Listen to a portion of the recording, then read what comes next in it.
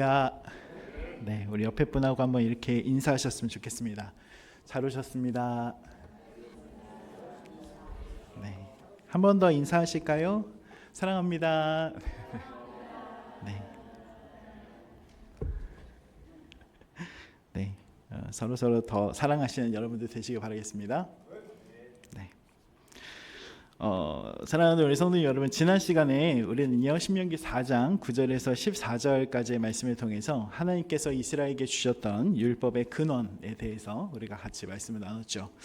벌써 3주가 지나서 다 잊어버리셨을 것 같아요. 그죠? 네, 그렇습니다.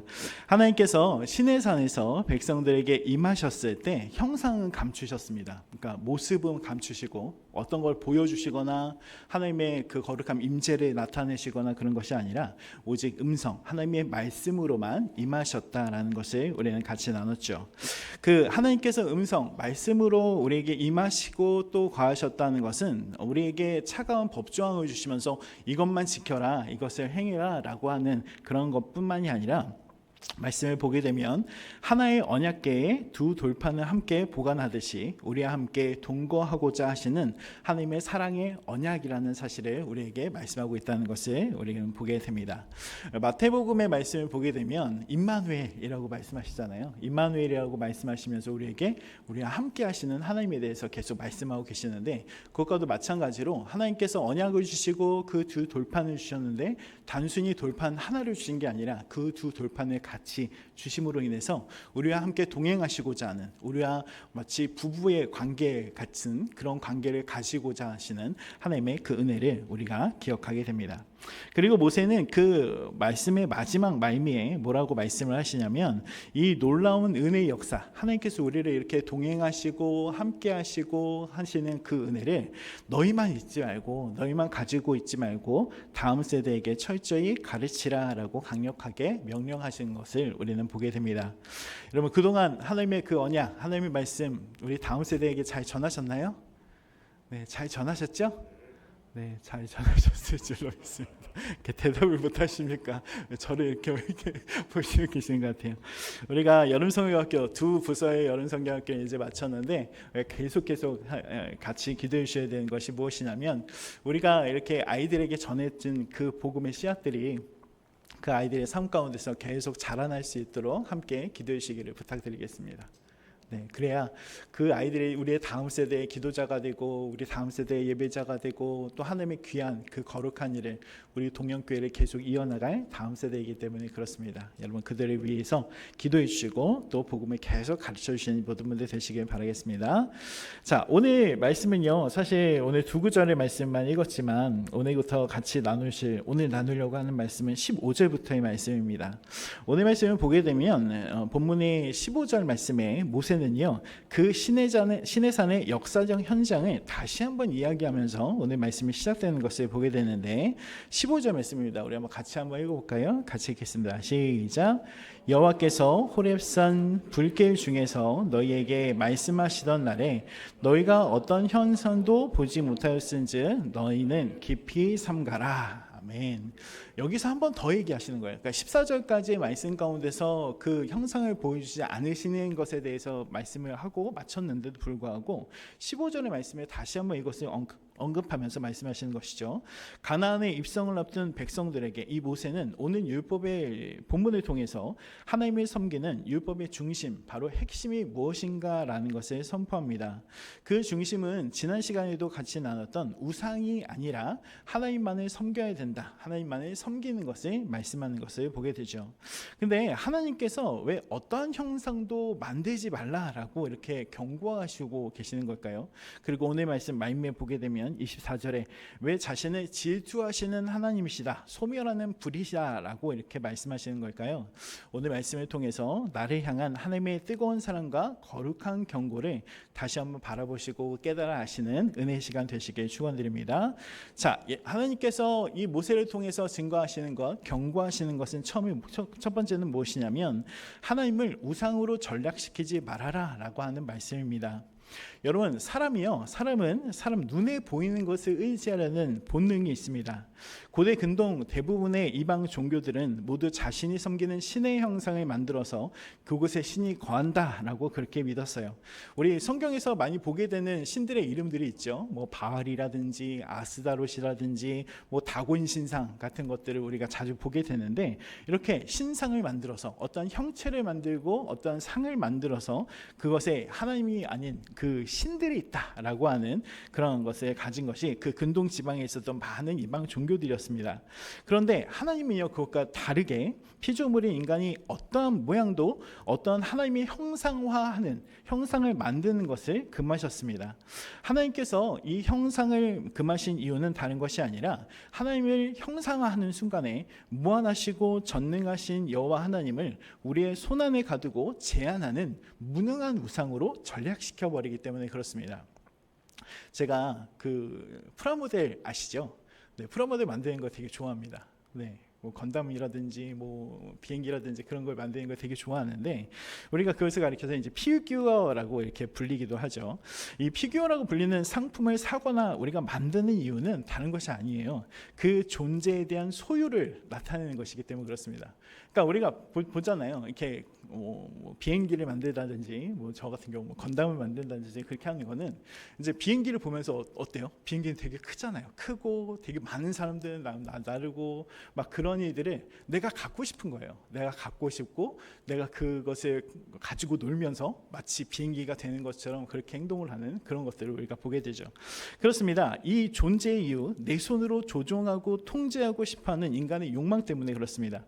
내가 원할 때는 꺼내보고 내가 원하지 않을 때는 어떻게 해요? 치워버릴 수 있는, 네, 그렇죠. 치워버릴 수 있는 내 주도권 하에 놓여 있는 그런 것을 두기 때문에 이 우상을 만들고 또 피규어 같은 것을 만드는 것을 보게 되죠.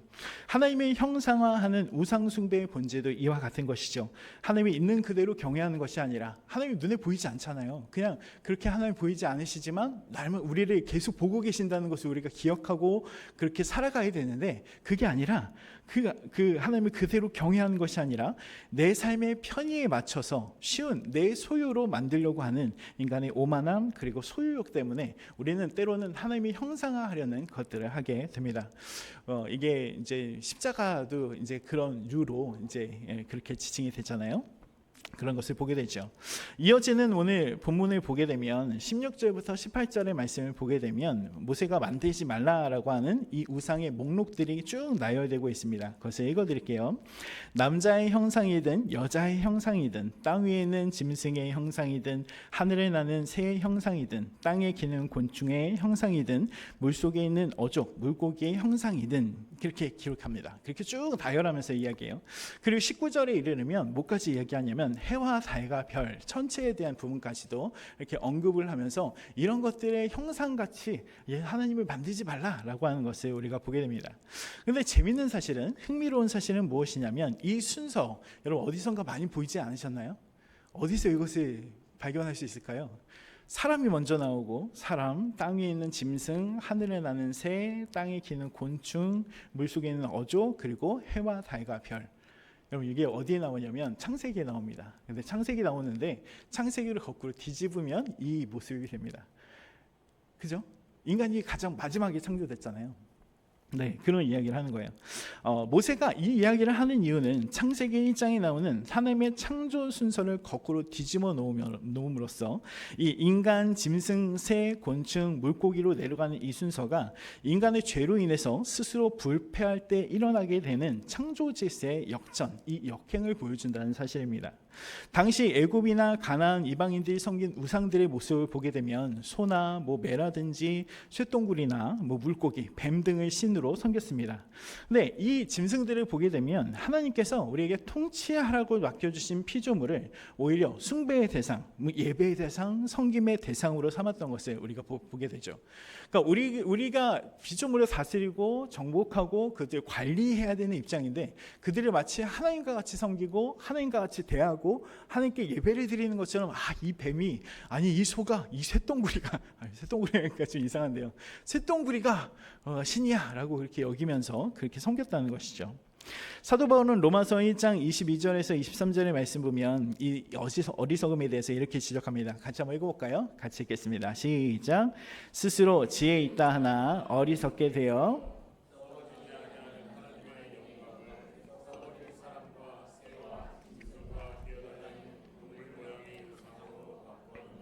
자, 이거 보세요. 22절을 보면 스스로 지혜 있다라고 하지만 지혜 있다고 여겨지는 그 사람들이 뭐라고 하냐면 어리석게 되어서 23절에 썩어지지 아니하는 하나님의 그 영광을, 하나님의 피조물이 아니시잖아요.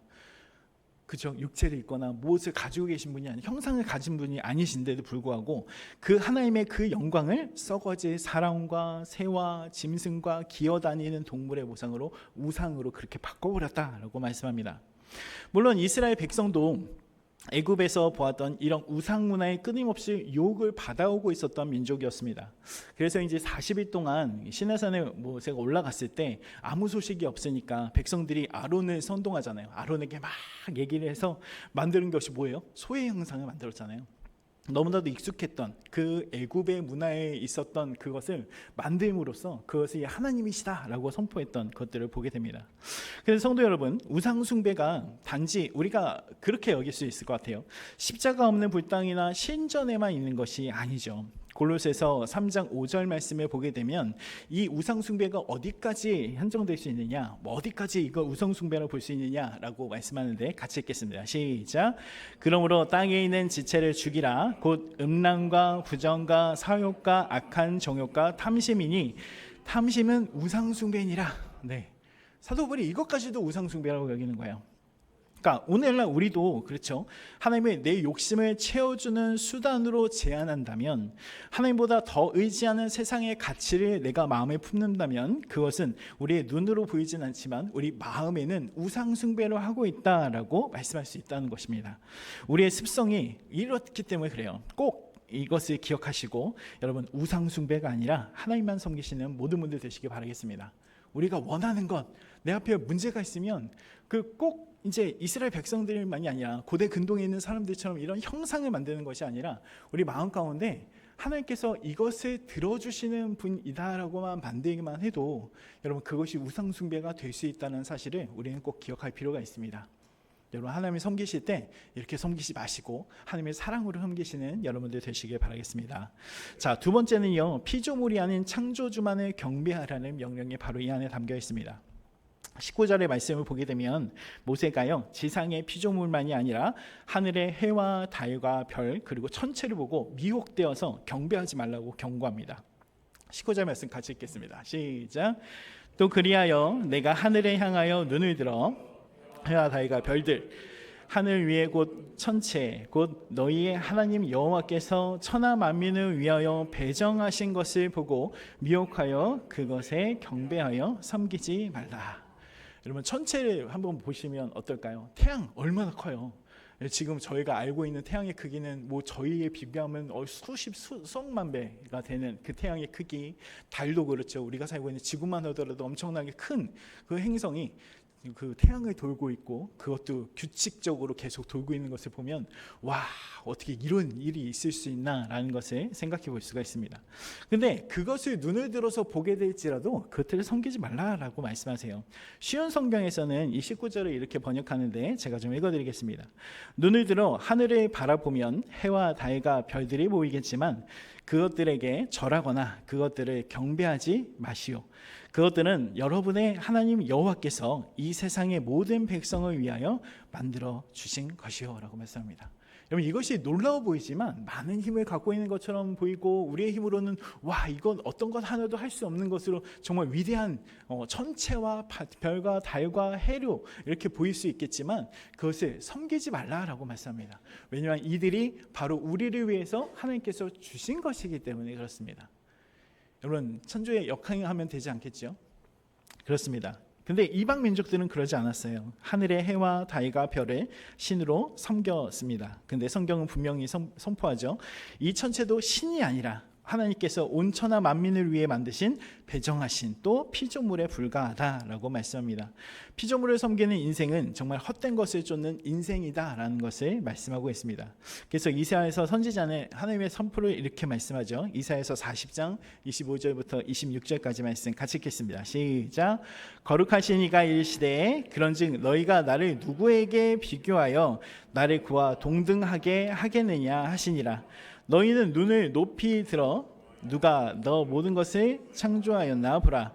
주께서는 수요대로 만상을 이끌어내시고 그들의 모든 이름을 부르시나니 그의 권세가 크고 그의 능력이 강함으로 하나도 빠짐이 없느니라.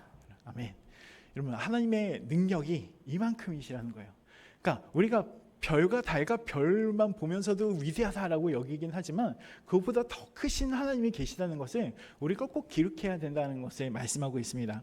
이어지는 본문 20절의 말씀을 보면 그렇다면 우리를 어떻게 부르셨는지 우리의 특별한 정체성에 대해서 말씀하는데 20절의 말씀이 이렇게 기록합니다. 같이 읽겠습니다. 시작.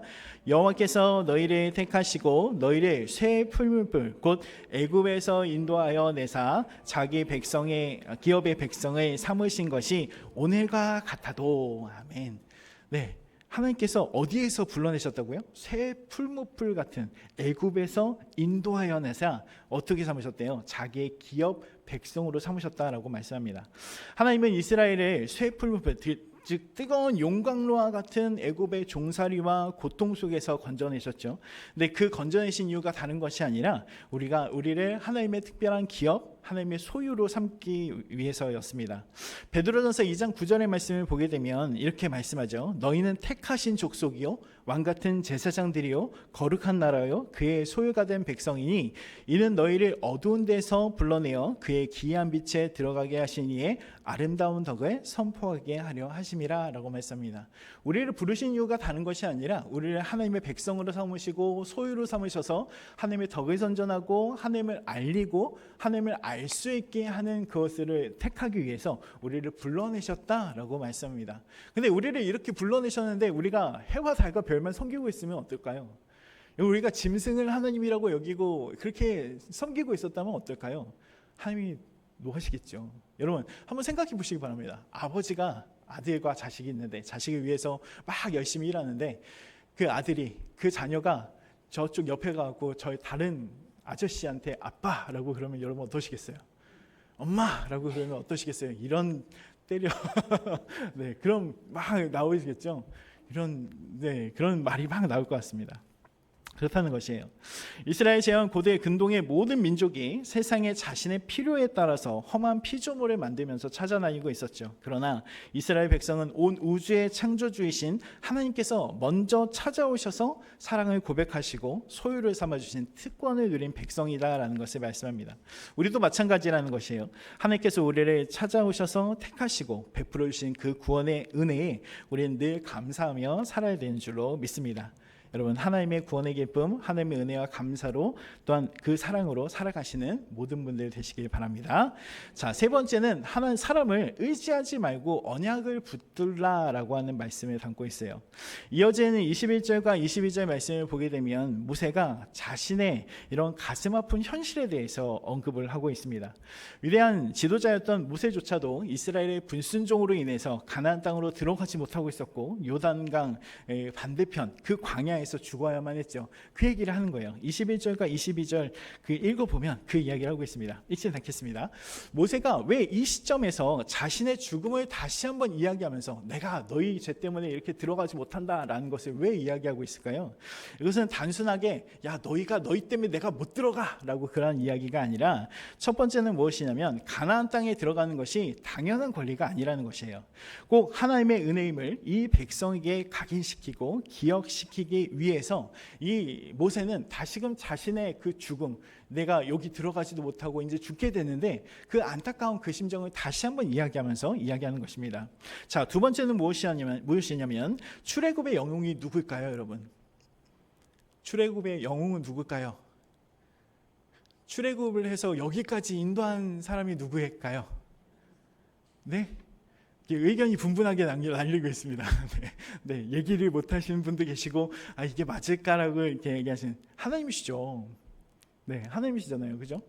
근데 사람을 지칭할 때는 모세라고 많이들 생각합니다. 맞죠? 출애굽의 영웅이었던 모세 자신조차도 이 이야기를 하는 이유는 이것이에요. 네, 하나님께서 우리를 이끌어 오셨는데 너희가 나를 보면서 나를 영웅으로 세워질 수 있게 됐다라는 것이에요. 그러니까 이 이야기를 하는 이유는 무엇이냐면 출애굽의 영웅인 이 모세조차도 자신이 하나님의 주권 아래에 있는 불완전한 인간일 뿐이라는 것을 알리기 위해서였습니다.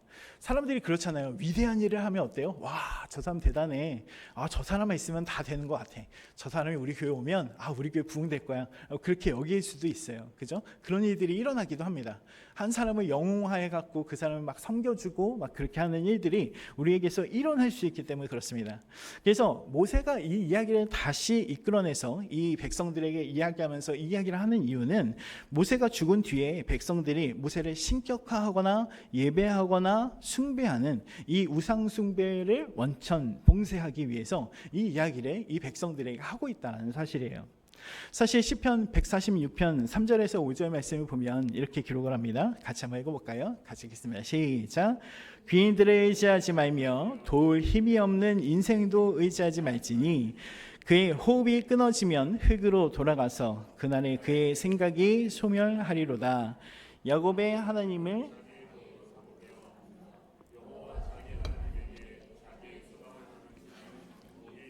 아멘. 3절 말씀 보니까 이렇게 귀인이 있다는 거예요. 귀한 사람, 뭐 영웅 같은 사람, 능력이 많아서 저 사람만 하면 막 이렇게 잘 되는 그런 사람이 있어요. 근데 그 돌 인생도 의지하지 말라라는 것을 말씀합니다. 왜냐하면 그 사람이 호흡이 끊어지면 흙으로 돌아가서 그의 생각도 아무것도 아니다라는 것을 말씀하고 있다는 거예요. 그래서 야곱의 백성, 하나님의 선택한 우리 백성들은 무엇이에요? 하나님의 자기의 도움으로 삼고 여호와를 자기의 소망을 두는, 하나님께 자기의 소망을 두는 자, 그 사람들이 되어야 한다. 그 사람들이 더 복이 있다라는 것을 말씀합니다. 우리는 그렇습니다. 어떤 위대한 지도자나 사람이 있다면 그 사람이 숭배하고 싶은 마음이 들어요. 그 사람에게 기대고 싶고 저 사람에게 있으면 다 잘 되겠지라고 하는 그 생각이 들기도 합니다. 그러나 그러한 사람조차도 우리의 숭배의 대상, 섬김의 대상이 될 수 없음을 우리는 깨달아야 합니다. 오직 우리가 바라보고 의지해야 할 분은 사람이나 영웅이 아니라 오직 살아계신 하나님 한 분이기 때문에 그렇습니다. 여러분, 하나님만 섬기시는 여러분들 되시길 바라겠습니다. 마지막으로 우리가 우상 숭배를 하지 말아야 하는 이유는요, 바로 오늘 23절과 24절의 말씀을 같이 읽었던 그 말씀처럼 하나님은 소멸하는 분이시고 질투하시는 하나님이시기 때문에 그렇습니다. 우리 한번 다시 한번 읽어볼까요? 23절과 24절 같이 읽겠습니다. 시작. 너희는 스스로 삼가 너희의 하나님 여호와께서 너희와 세우신 언약을 잊지 말고 내 하나님 여호와께서 금하신 어떤 형상의 우상도 조각하지 말라. 내 하나님 여호와는 소멸하는 분이시요 질투하시는 하나님이시니라. 아멘. 여러분, 이 말씀을 보게 되면 하나님을 가리켜서 소멸하는 불, 이게 다른 번역을 보게 되면 삼키는 불이라고 번역하기도 하죠. 이라고 하십니다. 또 과거 이스라엘의 애굽의 쇠 풀무불, 용광로에서 그렇게 고통을 받을 때 삼키는 불이신 하나님은 구원의 불로 임하셔서 자신의 백성을 구원해 주셨던 것을 우리는 보게 됩니다. 이 애굽의 백성 10가지 재앙을 받았잖아요. 하나님께서 임재하실 때 하나님의 백성들은 그것을 다 그냥 넘어갔지만 하나님의 그것들이, 그 죄악이, 또 하나님의 그 권능이 또 이 애굽 백성들에게 내려졌던 것을 우리가 보게 됩니다. 히브리서 12장 29절의 말씀을 보면 이와 비슷한 말씀을 한 번 더 하면서 경고하는데 이렇게 말씀합니다. 12장 29절 같이 읽겠습니다. 시작. 우리 하나님은 소멸하는 분이심이라. 아멘. 네, 그래요. 이 이야기를 하시는 거예요. 하나님의 이러한 소멸하시는 분, 또 우리는 살리시는 그런 분이시다라고 말씀합니다. 그리고 모세는요, 하나님의 질투하시는, 시기하시는 하나님 엘칸나라고 그렇게 지칭합니다. 우리는 보통 그렇죠. 질투, 시기라는 단어를 치졸하거나 옹졸한 감정으로 받아들이기, 생각하기가 쉽죠. 그러나 이 히브리에서 말하는 이 질투, 우리 말씀에서 이 질투, 시기는요, 얼굴이 빨갛게 달아올 정도로 뜨거운 열정과 사랑을 의미하는 단어이기도 합니다. 것입니다. 이 질투를 사랑의 관계를 전제로 해서 우리가 같이 생각해 보면, 지난 시간에 하나님께서 우리에게 주셔서 이 언약궤를 주시면서 뭐라고 하셨죠? 우리를 부부와 같이 함께 있는 그 관계 가운데 있었죠. 여러분 한번 생각해 보시기 바랍니다. 남편이, 사랑하는 아내가 다른 남자를 바라보고 그렇게 따라가고 있다면 여러분 그 방관하실 수 있으신가요? 네. 뭐 없으실 거예요. 가서 이렇게 뭔가를 액션을 취하시거나 아니면 그러시겠죠. 네, 그렇죠. 진정한 사랑은 거룩한 질투를 불러일으킵니다. 하나님이 우리를 향해서 질투하신다라는 것은요, 우리를 향한 하나님의 사랑이 그만큼 크고 뜨거우며 결코 우리를 포기할 수 없을 정도로 강렬하라는 뜻을 갖고 있습니다. 하나님이 우리가 우상 숭배를 하면서 하나님의 마음을 아프게 할 때 그 뜨거운 사랑 때문에 분노하시고 징계하신 분이 하나님이십니다. 아멘이시죠? 여러분 진노를 당하실 때 때로는 너무 하나님 왜 이렇게 너무해요? 라고 하는 것보다 여러분 그것 가운데 내가 이렇게 하나님을 섬기지 않는 우상 숭배를 하고 있는 건 아닌가라는 것을 다시 돌아보실 수 있는 분들이 좀 되셨으면 좋겠습니다. 때로는 우리가 잘못된 길을 갈 때 하나님이 허락하시는 고난과 징계는 우리를 버리셨다는 증거가 아니라 우리를 향한 하나님의 뜨거운 사랑의 관심, 그것들의 표출임을 우리는 보게 됩니다. 정말 무거운 것은 우리가 범죄함에 있어도, 우리가 범죄한다 하더라도 내버려 두시는 하나님의 무관심, 침묵이 더 무섭다라는 것을 우리는 기억할 필요가 있습니다. 오늘 말씀 맺겠습니다. 우리가 우상 숭배에 대한 말씀을 들을 때 우리는 이렇게 생각하기도 하죠. 나는 절에 가지도 않고 또 다른 신전에 가서 우상을 만들거나 절하지도 않으니까 우상 숭배는 나와 전혀 상관없다라고 그렇게 말할 수도 있을 것 같아요. 그러나 오늘 모세의 경고와 말씀을 가만히 돌아보게 되면 과연 우리가 우상 문제에서, 우상 숭배하는 이 문제에서 자유로울 수 있는가라는 것을 생각해 볼 필요가 있다는 것입니다. 이스라엘 백성들은 애굽에서 보았던 풍속과 가나안의 다산 문화를 바라보면서 그것을 버리지 못했죠. 하나님도 섬기고 바알도 섬기는 양다리 신앙의 이력도 가지고 있었고, 하나님이 내 마음대로 조종하려던 금송아지 신앙, 우리 만들었던 그 실패의 패턴도 있었습니다.